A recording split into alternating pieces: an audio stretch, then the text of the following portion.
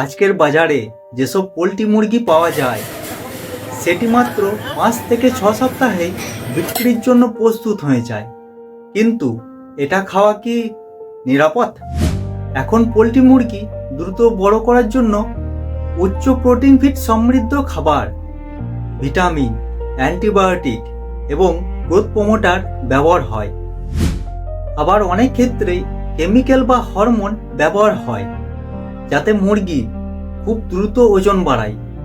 এই জন্যই 5 থেকে 6 সপ্তাহের মধ্যেই বাজার রেডি হয়।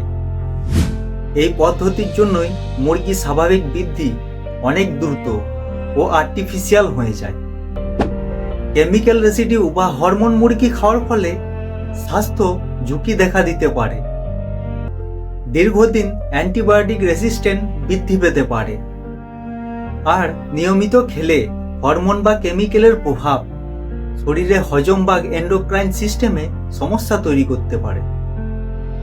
ব্রয়লার পোলট্রি দ্রুত বড় হয়, কিন্তু খাওয়ার সময় সতর্কতা জরুরি।